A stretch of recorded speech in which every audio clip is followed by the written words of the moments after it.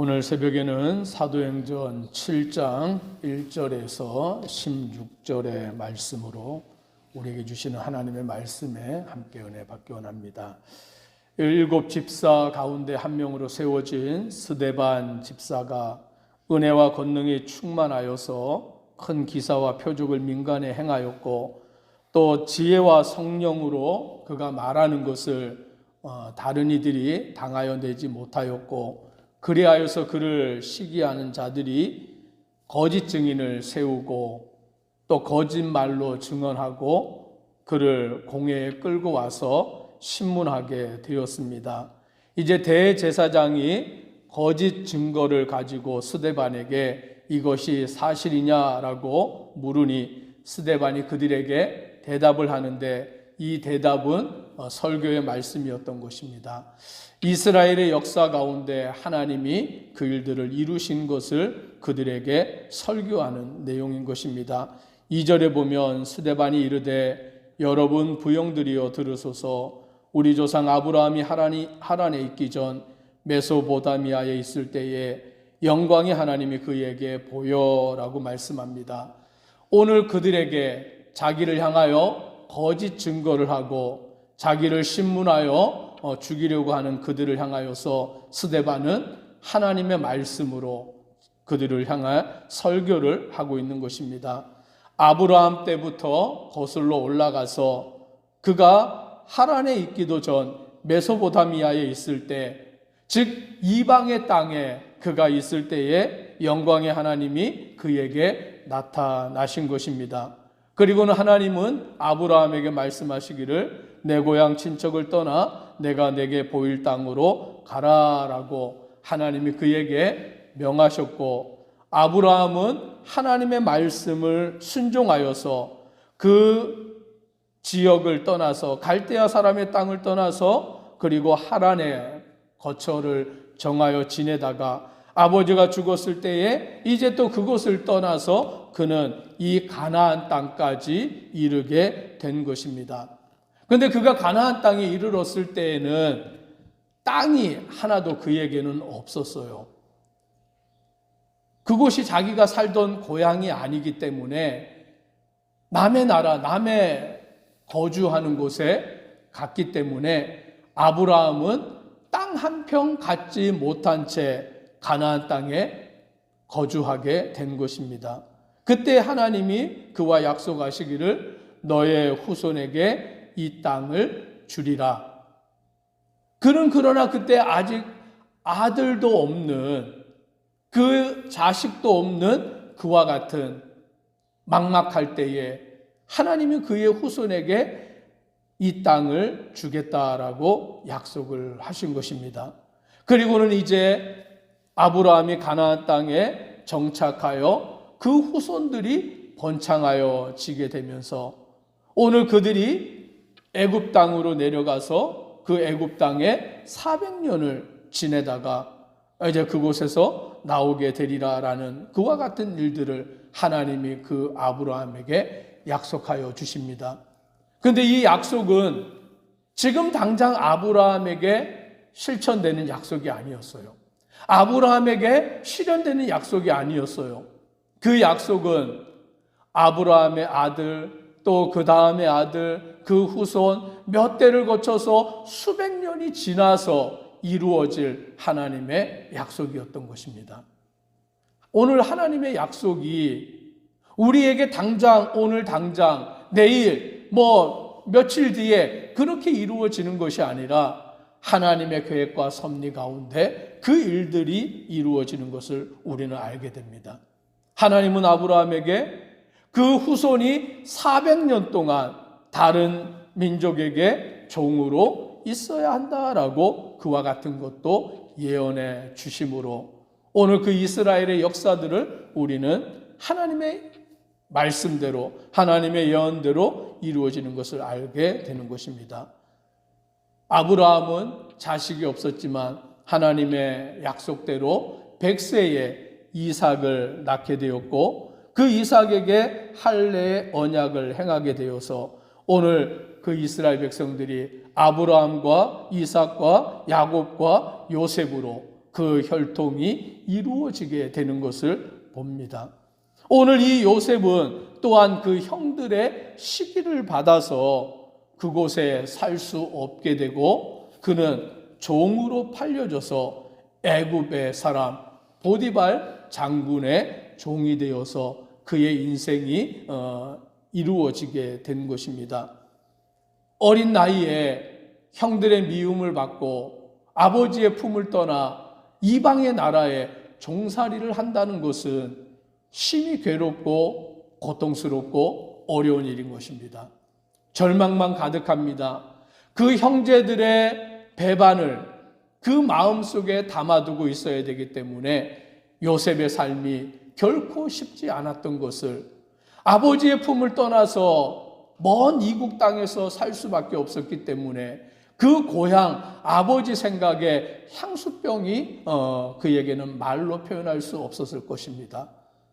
절망과 그 고통과 괴로움과 낙심과 그런 것들이 요셉의 인생 가운데 가득할 수밖에 없었지만 오늘 말씀해 보니까 이렇게 말씀합니다.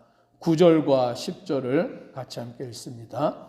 여러 조상이 요셉을 시기하여 애굽에 팔았더니 하나님이 그와 함께 계셔 그 모든 환난에서 건져내사 애굽 왕 바로 앞에서 은총과 지혜를 주심에 바로가 그를 애굽과 자기 온 집의 통치자로 세웠느니라. 역전시키시는 하나님이시죠. 오늘 형제들이 요셉을 시기하여서 애굽에 팔았지만 그 종살이를 하게 되었지만 괴로운 시기를 지날 수밖에 없었지만 하나님이 그와 함께 계셨다라고 말씀합니다. 그리하여 그 모든 환난에서 건져내셨다. 애굽의 종살이 그리고 그 보디발 장군의 억울한 누명을 쓰고는 감옥살이 그와 같은 고통과 환난의 시기를 보내었지만 하나님이 그와 함께 계셔서 그 모든 환난에서 건져내실 뿐만이 아니라 애굽 왕 바로 앞에서 은총과 지혜를 주심에 바로가 그를 애굽과 자기 온 집의 통치자로 세웠느니라.